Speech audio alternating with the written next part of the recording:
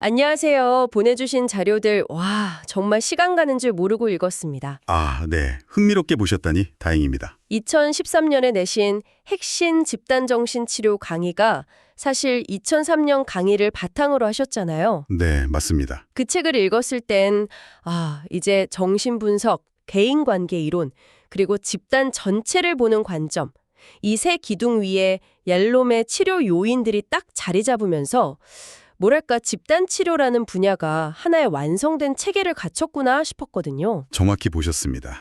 그 책은 어떻게 보면 하나의 시대가 정점에 달했음을 정리한 기록 같은 것이었죠. 그렇죠. 그런데 보내주신 최근 보고서를 보면 아시겠지만 그 후 20년은 그 안정기의 연장이 전혀 아니었습니다. 맞아요. 2005년부터 지금까지 집단정신치료 분야는 완전히 새로운 판이 짜이는 그야말로 거대한 패러다임의 전환을 겪었습니다. 바로 그 지점 때문에 오늘 이 자리를 마련했습니다. 당신의 책이 그려낸 그 완성된 시대 이후에 미국 집단정신치료 분야에 어떤 거대한 파도가 밀려왔는지 보내주신 자료들을 가지고 오늘 제대로 한번 파헤쳐보려고 합니다. 좋습니다. 이 거대한 변화의 물결은 크게 세 가지 흐름으로 정리할 수 있습니다. 네. 첫 번째는 뇌과학이라는 현미경으로 치료의 비밀을 들여다보기 시작한 과학적 근거의 심화. 과학. 두 번째는 치료실 문을 열고 세상의 문제, 즉 다양성과 사회정의를 끌어안게 된 사회정치적 각성. 사회. 그리고 마지막은 팬데믹이 강제로 스위치를 켜버린 기술적 혁명입니다. 이 세 가지를 축으로 지난 20년의 여정을 따라가 보시죠. 좋습니다. 첫 번째 파도, 과학 이야기부터 시작해보죠. 2003년만 해도 집단 치료는 지도자의 경험이나 직관, 뭐랄까 일종의 예술에 가깝다는 인식이 강했잖아요. 그랬었죠. 그런데 자료를 보니 이제는 근거, 즉 데이터가 없으면 안 되는 시대가 됐다고요. 특히 미국 집단정신치료학회 AGPA의 역할이 크게 바뀌었다는 점이 눈에 띄는데요. 왜 그렇게 바뀐 건가요? 아주 중요한 질문입니다. 가장 현실적인 이유는 사실 돈 문제였습니다. 돈 문제요? 네, 보험사나 정부기관에 우리 치료가 효과가 있습니다 라고 말만 해서는 더 이상 지원을 받을 수 없게 된 거죠. 그래서 그 효과를 어떻게 증명할 건데요? 이 질문에 답해야만 했습니다. 그래서 AGPA가 단순한 학술단체를 넘어서 생존을 위해서. 그렇죠. 집단 치료의 과학적 가치를 입증하는 일종의 정책기관으로 변신하기 시작한 겁니다. 그렇군요. 생존을 위한 변화였군요. 그래서 구체적으로 어떤 결과물을 내놓았나요? 그 증명을 어떻게 해낸 거죠? 그 신호탄이 바로 2004년에 만들어진 과학에서 임상으로 사이언스 투 서비스 태스크포스였습니다. 네. 이 팀의 몇 년에 걸친 연구 결과가 2007년에 나온 임상 진료 지침입니다. 이건 특정 학파의 이론이 아니고요. 보편적인. 네. 어떤 이론을 쓰든 효과적인 집단 치료라면 최소한 이 원칙들은 지켜야 한다는 일종의 표준 설명서를 만든 겁니다. 당신의 책에서 설명했던 얄롬의 치료 요인 같은 개념들이 드디어 공식적인 매뉴얼로 정리된 셈이죠. 여기서 한 걸음 더 나아간 게 측정 기반 치료라는 개념인 것 같은데요. 저는 이 부분이 좀 흥미로우면서도 한편으로는 약간 거부감이 들기도 했어요. 어떤 점에서요? 코어 배터리 같은 척도를 쓴다고 하셨는데 이건 매주 시험 보듯이 내담자의 상태를 점수로 매긴다는 거잖아요. 치료라는 예술을 너무 차가운 숫자의 세계로 끌어들이는 것 아니냐는 반발은 없었나요? 당연히 있었습니다. 사람의 마음을 어떻게 숫자로 재냐는 비판은 지금도 있죠. 그렇죠. 하지만 여기서 핵심은 내담자를 평가하려는 게 아니라 치료 과정 자체를 객관적으로 살펴보려는 겁니다. 예를 들어 코어 아이 같은 척도는 불안 수준이나 대인관계의 어려움, 전반적인 행복감 같은 것들을 측정하거든요. 네. 치료자가 지난주보다 표정이 밝아졌네요 라고 막연하게 느끼는 대신 보세요. 6주 전에 80점이던 불안 점수가 지금 50점으로 떨어졌어요. 우리가 하는 작업이 실제로 효과가 있다는 증거입니다 라고 데이터로 보여줄 수 있게 된 거죠. 오히려 내담자에게는 더 큰 신뢰와 희망을 줄 수도 있겠네요. 바로 그겁니다. 그렇군요. 느낌이 좋다 해서 숫자가 보여준다로 바뀐 거네요. 치료도 이젠 데이터로 말하는 시대가 된 거군요. 자, 그런데 이론적으로는 정말 지각변동 수준의 변화가 있었죠. 바로 대인관계 신경생물학, IPNB의 등장입니다. 네, 이건 정말 혁명적인 변화입니다. 당신의 책에서도 교정적 감정 경험이 아주 중요하다고 하셨는데 그게 뇌에서 실제로 어떻게 일어나는지 드디어 설명할 수 있게 됐다는 거잖아요. 이게 현장의 치료자들에게는 어떤 의미인가요? 핵심은 우뇌와 우뇌의 소통이라는 개념인데요. 우뇌와 우뇌요? 네, 쉽게 비유하자면 예전에는 치료자가 주로 좌뇌를 써서 말, 즉 해속을 통해 내담자를 도왔다면 이제는 비언어적인 교감, 즉 우뇌를 통해 치유가 일어난다는 걸 알게 된 겁니다. 아, 마치 라디오 주파수를 맞추는 것처럼 치료자가 내담자의 감정 상태에 자신의 신경계를 조율하는 거죠. 그래서 리더의 역할도 명쾌한 해석자에서 집단원 전체의 신경계를 안정시키는 생물학적 조율자, 바이올로지컬 레귤레이터로 그 개념이 확장됐습니다. 자료에 보니 다미주 신경 이론, 폴리베고 테오리라는 말도 나오던데요. 저도 들어는 봤는데 정확히는 잘 모릅니다. 이게 집단 안에서 안정감을 이해하는 방식을 어떻게 바꿔놓았는지 좀 쉽게 설명해 주실 수 있을까요? 그러면 아주 간단하게 말해 우리 몸의 자율신경계가 위험을 느끼면 얼음 상태가 되거나 도망가거나 싸우는 세 가지 자동 반응을 한다는 이론입니다. 네. 과거에는 집단에서 누군가 말을 안 하고 침묵하면 아, 저 사람이 저항하는구나 라고 심리적으로 해석했죠. 그렇죠. 저항이라고 배웠죠. 하지만 이제는 아, 저 사람의 신경계가 지금 위험 신호를 보내서 생존을 위해 얼음 상태가 되었구나 라고 생물학적으로 이해하게 된 겁니다. 와, 이건 정말 엄청난 관점의 전환인데요. 그러니까 그 사람의 행동을 문제로 보는 게 아니라 살아남기 위한 적응으로 보는 거죠. 와, 바로 그겁니다. 이 사람에게 무슨 문제가 있는가라는 질문이 이 사람에게 그동안 무슨 일이 있었는가라는 질문으로 바뀌는 거죠. 이것이 트라우마 정보 기반 치료의 핵심이고 2025년 현재는 거의 모든 집단 치료의 기본 운영 체제 OS가 되었습니다. 그렇군요. 그리고 이 질문의 전환이 바로 우리가 다음에 이야기할 두 번째 거대한 변화의 물결로 자연스럽게 이어집니다. 흥미롭네요. 무슨 일이 있었는가라는 질문이 개인의 트라우마를 넘어 사회 전체의 문제로 확장된다는 말씀이시죠? 맞습니다. 이게 바로 두 번째 축인 사회정치적 각성이군요. 자료에서는 2020년 조지 플로이드 사건이 결정적인 분기점이었다고 지적합니다. 2003년에도 집단을 사회적 소우주라고 보긴 했지만 그 안에 인종 갈등 같은 건 개인의 심리 문제로 축소해서 다루는 경향이 있었던 것 같아요. 네, 맞습니다.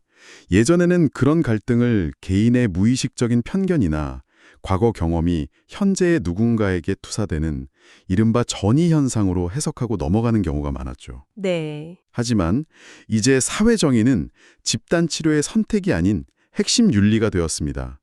AGPA가 스스로를 반인종주의 및 반억압 조직이라고 선언한 것은 이건 엄청난 선언입니다. 그 선언이 실제 치료 현장에서는 어떻게 나타나나요? 예를 들어 구체적으로 어떤 점이 달라진 겁니까? 아주 구체적인 예를 들어보죠. 2003년의 집단에서 한 백인 집단원이 흑인 집단원에게 당신은 참 말을 논리적으로 잘하시네요 라고 말했다고 칩시다. 네. 과거의 리더라면 그 백인 집단원의 놀람이라는 감정에 초점을 맞춰 개인사를 탐색했을 수 있습니다. 하지만 2025년의 리더는 그 발언을 미세한 차별 발언, 즉 마이크로 어그레션이자 집단 전체의 안전을 깨뜨리는 집단 파열, 럽처로 즉시 규정해야 합니다. 즉시요? 네.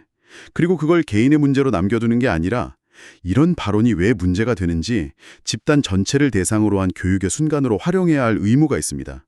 개입의 차원이 완전히 달라진 거죠. 듣고 보니 2025년 AGGPA 연례회의 주제가 보여지는 것, 집단의 여러 얼굴들이라는 게 더 의미심장하게 다가옵니다. 그렇죠. 단순히 집단에 참여하는 걸 넘어서 나의 인종, 젠더, 성적 지향, 심지어는 신경 다양성 같은 나의 모든 정체성을 있는 그대로 존중받고 목격되는 경험 자체가 치료의 핵심 조건이 되었다 이런 뜻이군요. 핵심을 짚으셨습니다. 그러면서 과거에 중요하게 여겼던 보편성, 유니버설리티라는 치료 요인의 의미도 확장됩니다. 아, 보편성이요? 과거의 보편성이 우리는 고통받는 인간으로서 결국 모두 같다라는 것에 가까웠다면 지금의 보편성은 우리는 서로 다른 정체성과 경험을 가지고 있지만 그 다름 속에서도 연결될 수 있다라는 교차성, 인터섹셔널리티의 개념까지 포함합니다. 와, 당신의 책이 기반했던 시대와는 질적으로 다른 훨씬 더 복잡하고 성숙한 접근 방식이죠. 자, 이제 마지막 세 번째 변화의 물결로 넘어가 보겠습니다. 기술, 바로 원격 집단 치료인데요. 2003년은 정말 상상도 못할 일이었고 그럼요. 자료를 보니 팬데믹 직전인 2019년까지만 해도 어쩔 수 없을 때나 쓰는 차선책 정도로 여겨졌다고요. 그런데 2020년에 모든 것이 바뀌었군요. 그야말로 대전환, The Great Pivot이었습니다.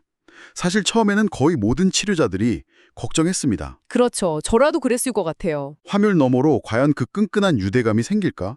모니터를 통해 깊은 정서적 교감이 가능할까? 다들 반신반의했죠. 그런데 결과는 어땠나요? 그 우려가 현실이 됐나요? 아니면 기우였나요? 놀랍게도 기후에 가까웠습니다.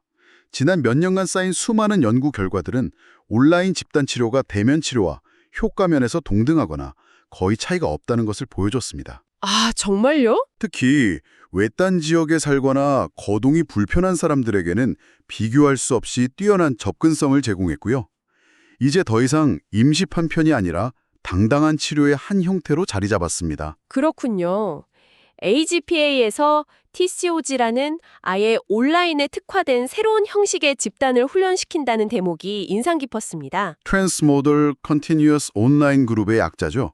이건 단순히 오프라인에서 하던 걸 온라인으로 옮겨온 수준이 아니잖아요. 어떤 새로운 기술들이 필요한 건가요? 맞습니다. 무대를 옮겼으니 연기 방식도 달라져야죠. 예를 들어 오프라인에서는 자연스럽게 느끼던 다른 사람의 미세한 표정이나 자세 변화를 온라인에서는 놓치기 쉽습니다. 네, 그렇죠. 그래서 화면 속 작은 사각형 안에서 상대방의 감정을 읽어내는 디지털 바디 랭귀지 해독 능력이 필요하고요. 여러 사람의 시선이 분산되는 온라인 환경에서 어떻게 효과적으로 눈을 맞추고 연결감을 만들 것인지 같은 그런 온라인에 최적화된 새로운 기술들을 배우는 겁니다. 아, 이건 단순히 장소의 변화가 아니라 치료라는 기술 자체가 진화하는 과정입니다. 시기적으로도 정말 절묘했네요. 집단 치료의 교과서라고 불리는 얄롬의 책 6판이 팬데믹 직전인 2020년에 나왔는데 거기에 딱 맞춰 온라인 집단 치료 챕터가 추가되었다고요? 그야말로 가뭄의 단비였죠. 정말 혼란 속의 치료자들에게는 한 줄기 빛과 같았겠습니다. 네, 덕분에 수많은 임상가들이 방향을 잃지 않고 온라인으로 전환할 수 있었습니다. 이제 원격 치료는 단순히 공간의 제약을 넘는 것을 넘어 그 자체로 고유한 역동과 치료적 가능성을 가진 하나의 독립된 양식으로 인정받고 있습니다. 자, 그럼 지금까지의 이야기를 한번 정리해 보겠습니다. 과학, 사회, 기술이라는 세 가지 거대한 파도가 지난 20년을 휩쓸고 지나갔는데요. 만약 2003년에 집단치료 전문가를 타임머신에 태워서 2025년에 집단치료 현장에 데려다 놓는다면 그 사람이 가장 충격받을 만한 차이점은 뭐라고 할 수 있을까요? 아주 재미있는 질문이네요. 보고서의 결론을 빌려 세 가지로 정리할 수 있을 것 같습니다. 첫째는 권위의 이동입니다. 권위의 이동.